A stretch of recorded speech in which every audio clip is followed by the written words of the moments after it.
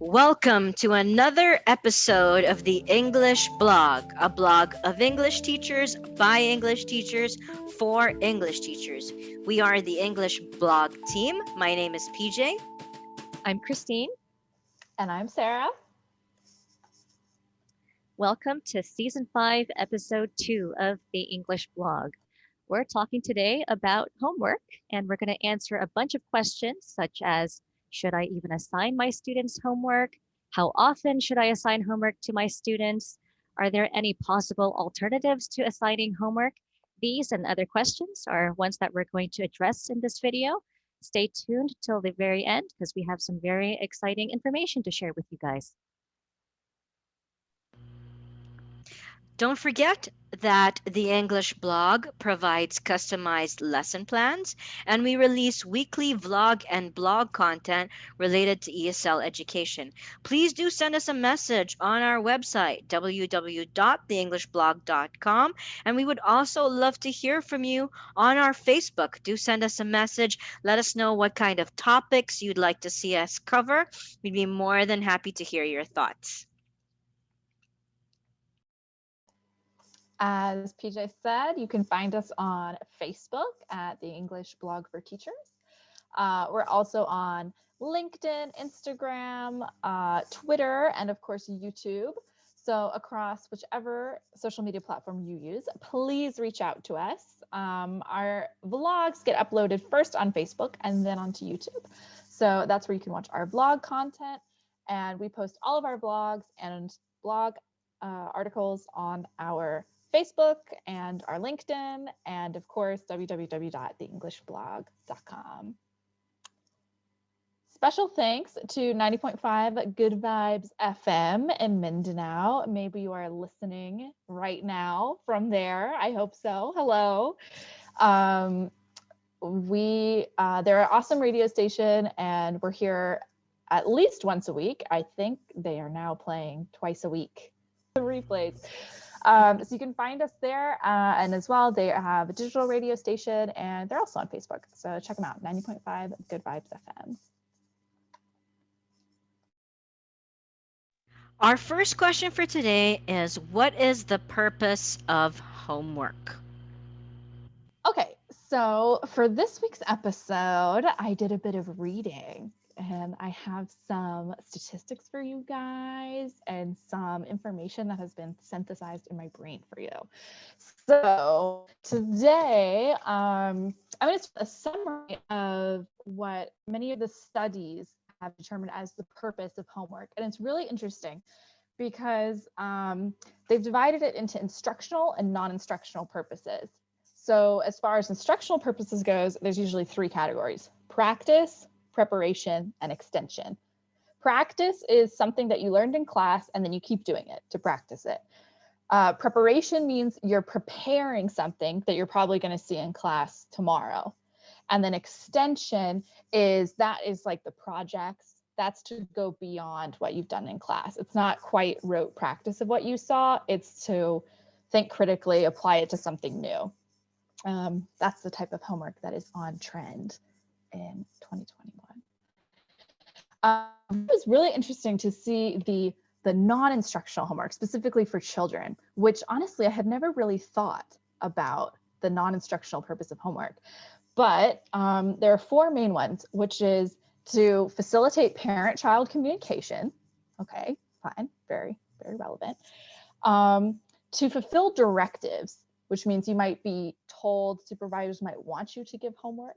And so you have to show that you're giving homework. That's a reason many teachers give homework, because somebody higher up told them they had to. Then for community relations, so that I'm not exactly sure what that entails, but it sounds like to most people, it's kind of people expect their teachers to give homework. So teachers give that, and depending on the type of homework that they give, it could help integrate the student's life and the classroom and community integration. The last one I thought was really interesting, which is punishment, which is a reason that people give homework. I would say it's probably not a good one, because we'll get into the benefits of homework later in the video, but punishment undermines one of those greatest benefits, which is student-led learning, self-direction, making learning part of your life outside of school. And if you're giving homework because of punishment, you're really giving homework a bad name. That is not good for homework PR to be giving it as punishment. Based on what Sarah said, what are your reasons for giving homework to your students? We'd love for you to share us.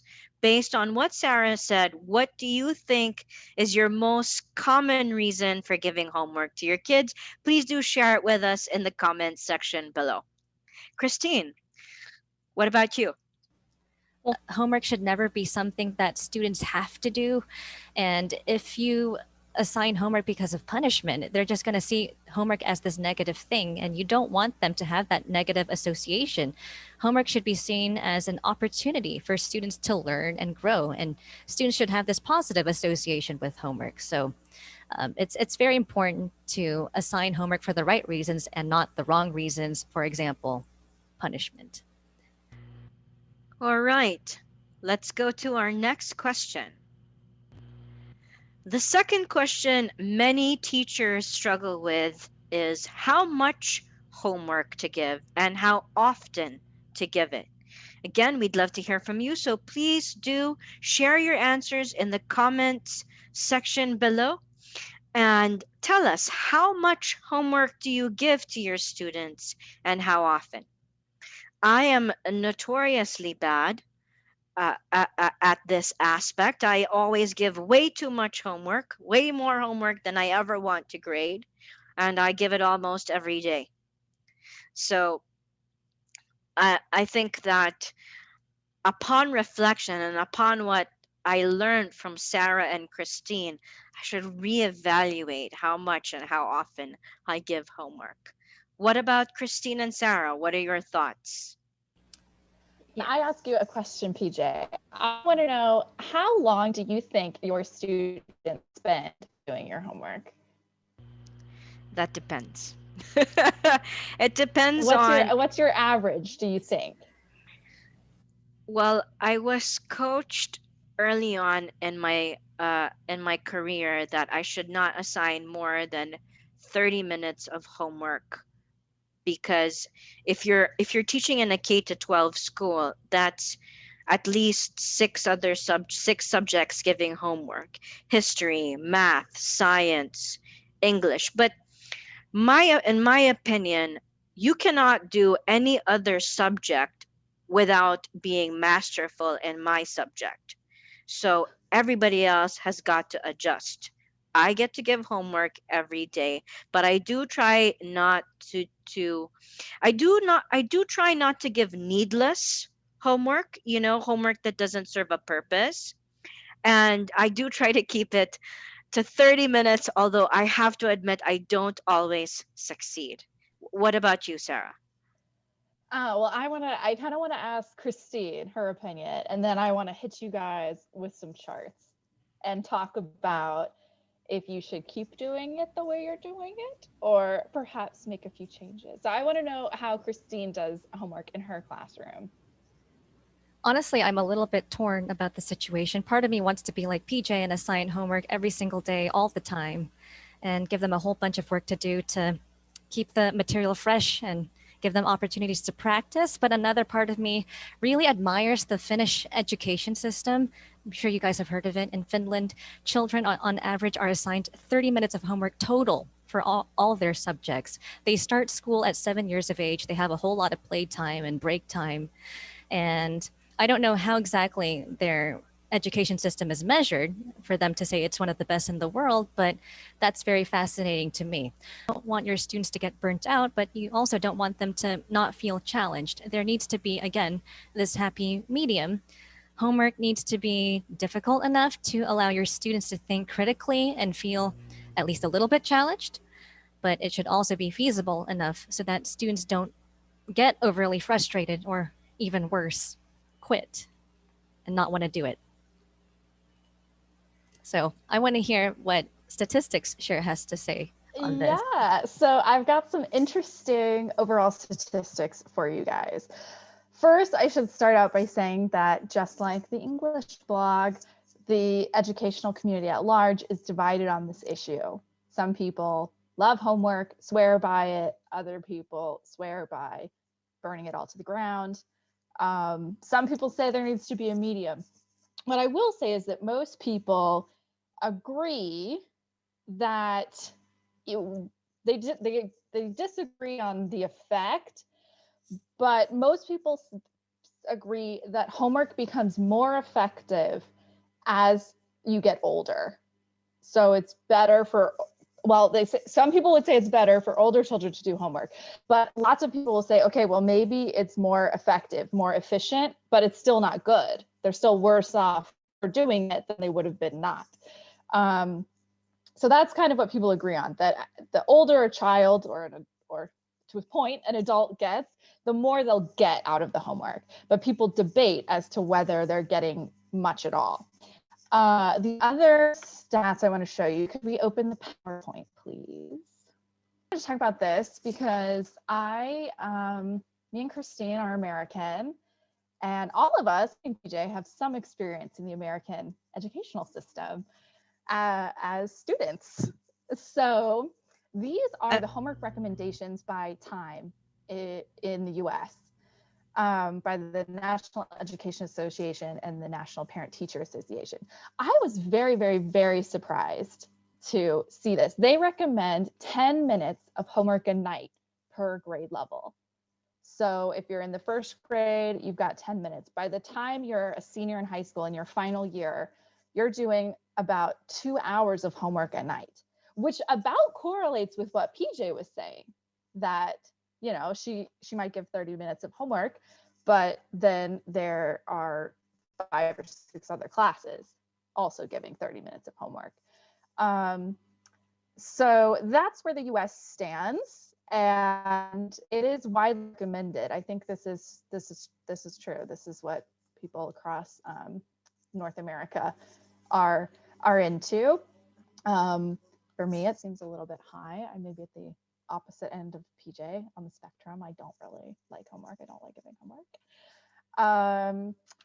And then my next stats for us to talk about is Christine mentioned Finland, which of course made it into the next set, which again, and I should tell you that all sorts of studies have all sorts of different figures. So it's super, super debated, and people are researching it now, and it's constantly changing.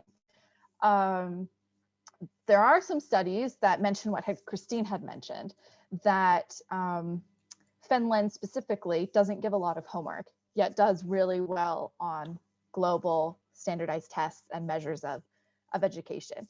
And I found these 2 graphs in an article by the BBC.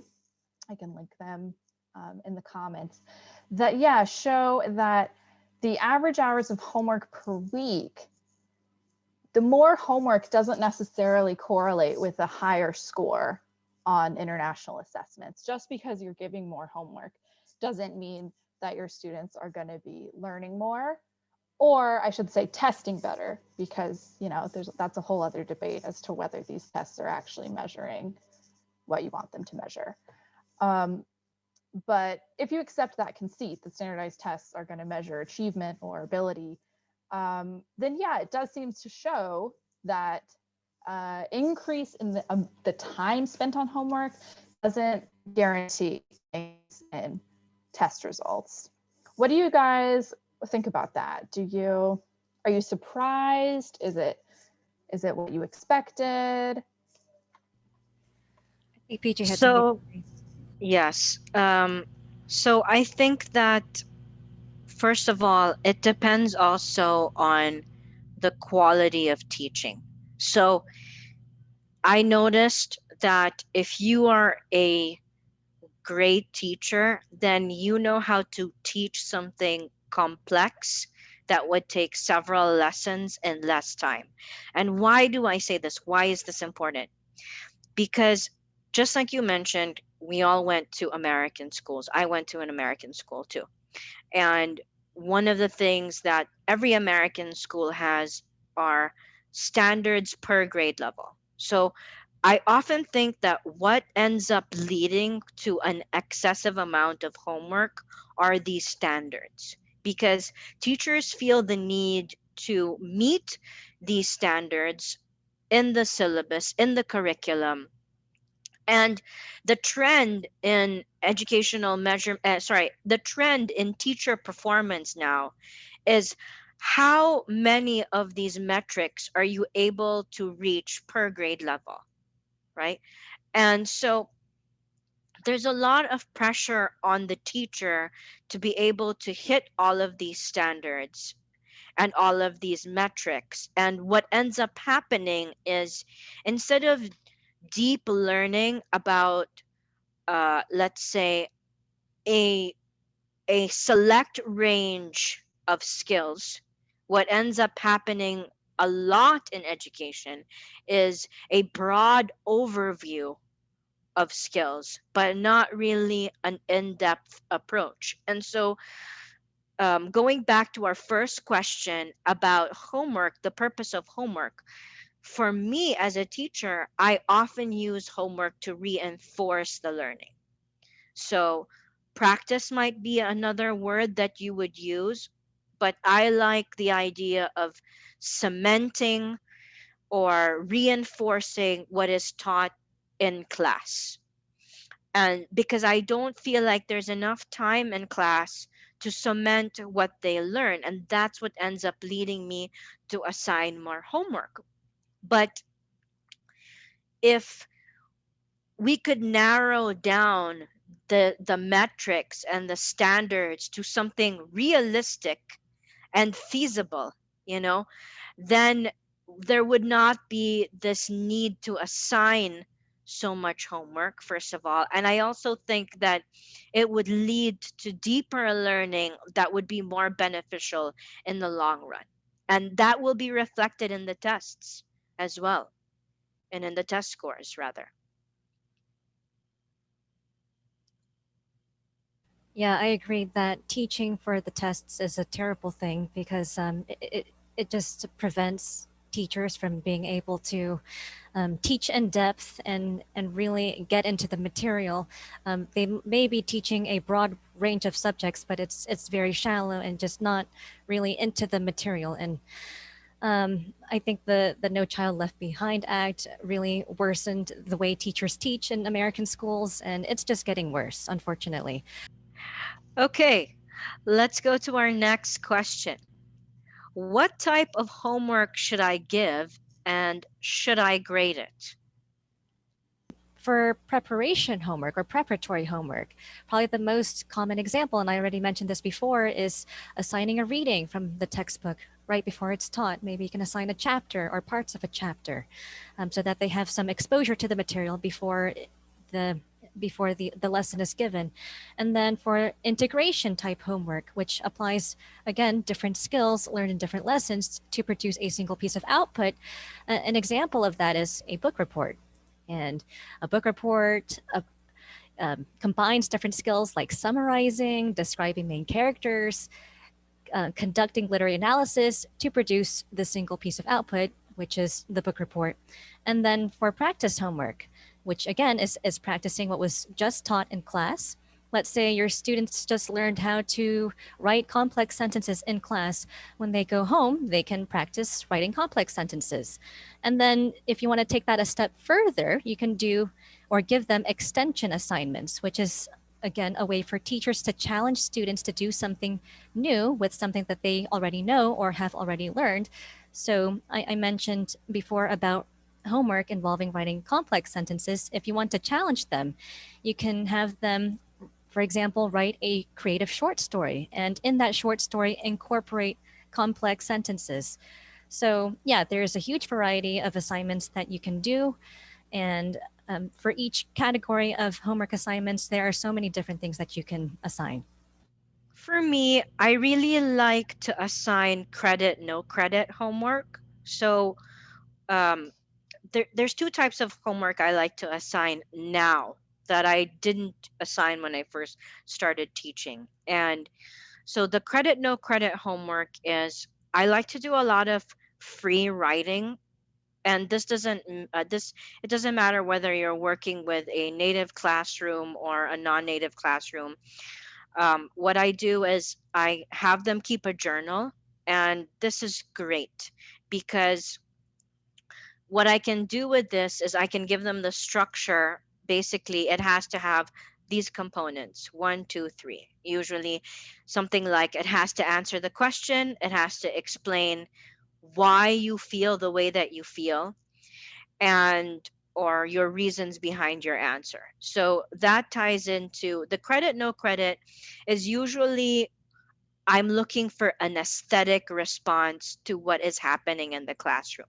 So when I talk about an aesthetic response, I'm talking about their feelings or their thoughts about the topic or the theme that we're working on. And even in ESL classrooms, you have topics and themes that, you try to build your lesson around that you can use. And so there's really no way for it to be a wrong answer because it's their opinion or their feelings about something, and they just have to hit the components. So I tell them either you did it the way that it was designed, hitting the components, or you didn't. So it's either you get credit for it, the full five, let's say if you're using a point system, a full 5 points, or zero. That's it. So that's one kind of homework I really like to assign because it gives them this, since it's aesthetically based and it's not skills based, they want to do it. Most people want to share their opinion about what they're learning, and it gives them a chance to sort of debrief what's happening in class and think through what they're learning, which is also good for metacognition, right? Thinking about thinking. So that's one. And then the other kind I really like to assign, especially if I don't want to give a lot of homework, is a good one for ESL classrooms is one where they are responsible for the learning of the rest of the class. So let's say we're going to do a new topic. Let's say for business English, we're going to do job interviews. So I give each student 3 words that they have to, that's related to the topic of job interviews, and they are responsible for teaching those 3 words to the class. So when we rejoin as a group, or they've only spent, let's say, 20 minutes learning those 3 words, but they got to know those 3 words really, really well because they have to teach those 3 words to the rest of the class. And it's just a great way, to bring everybody together and for everyone to take accountability for the learning. And it actually results in a vast amount of learning with very little time input. And they and I live by this. I love to make my students teach because they cannot teach, or you cannot teach what you don't really understand and you can't fully comprehend, right? So they have to be super prepared for that. So those are the two types that I really like to give. I really like PJ's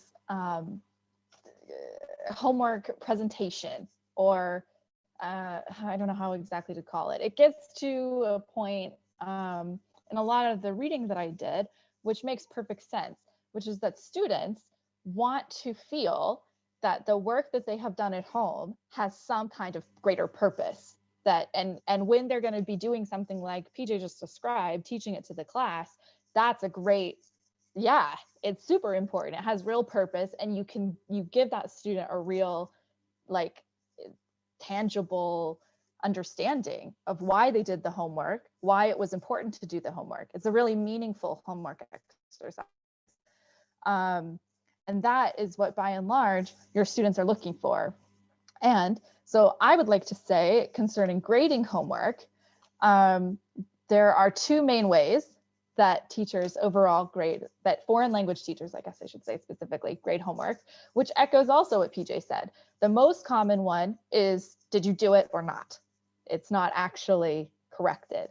Then the other, so it's completion. There's completion, and then there's completion and correction. And this is what I would recommend for all homework that isn't, as PJ said, that isn't free, open-ended kind of writing, because you should correct your homework even if you don't grade the homework, even if the correction, you might have a did you do it or did you not do it, all or nothing type of grade or mark that gets recorded, but you should always correct the homework if there are actual right answers. And that's because, one, it makes the students feel like this is important, because there's nothing worse than doing a bunch of homework and never getting it corrected. You might have really cared about it. You might have really wanted to know, did I learn it? And if it never gets corrected, you can't know that. So it should always be corrected to give your students that feeling that it's important and meaningful, and you gave it for a reason. And then another important reason for you to correct it is because one of the pitfalls of homework is reinforcing mistakes. If they didn't understand it in your class and they practiced it badly in their homework, then that you've done them a disservice, because they're kind of worse off after doing your homework than before they reinforce this error. So you also want to correct homework so that you can understand, is your class actually understanding what you're teaching them?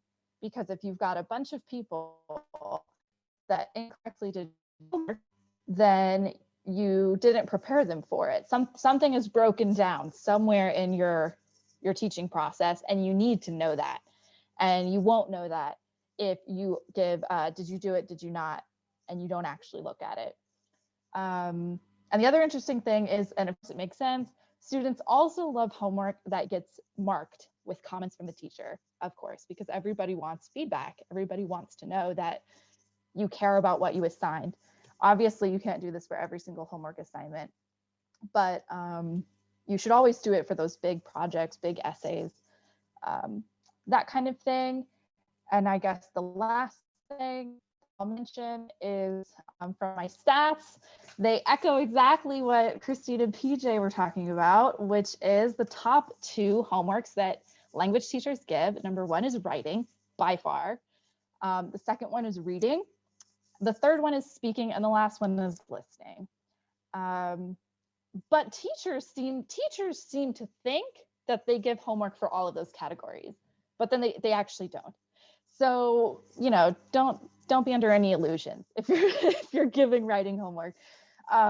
Sometimes you'll have skill integration, but for most teachers, quite frankly, it's just more convenient to give reading and writing homework outside of class, because it's often done individually and it can take varying amounts of time.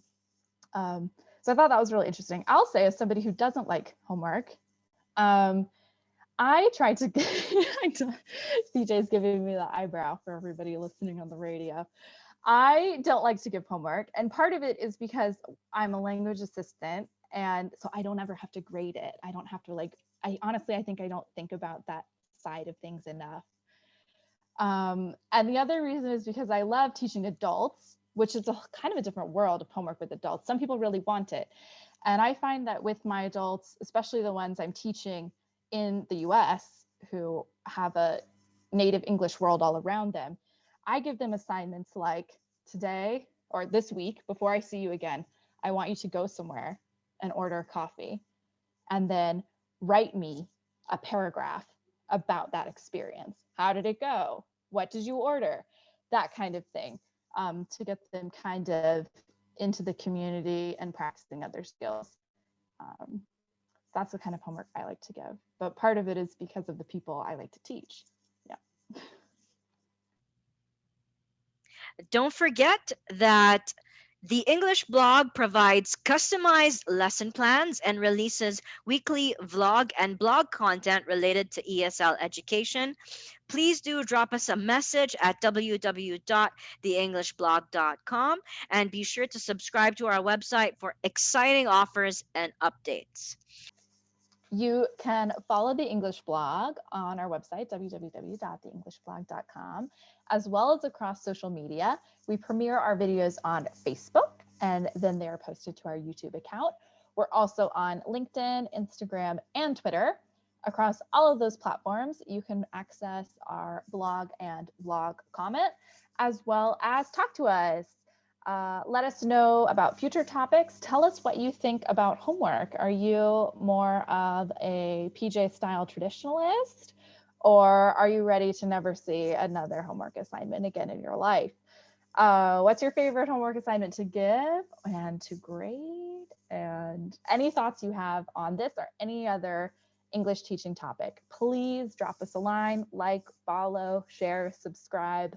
Talk to us and help us all learn together. Special thanks to 90.5 Good Vibes FM for hosting us on the radio twice a week. You can catch this episode on Monday at 7 p.m. I guess you're probably already listening to it if you're hearing it. But we're there on the radio every Monday at 7 p.m., the same time that we premiere our videos on Facebook. So if you're able to listen to the radio, you can catch us there. Otherwise, find us on Facebook and then YouTube. Thank you so much. We are the English blog team. I'm PJ. I'm Christine. And I'm Sarah. Thanks for joining us, and we will see you next week. Have a great evening, everybody. Bye-bye. Bye. Bye.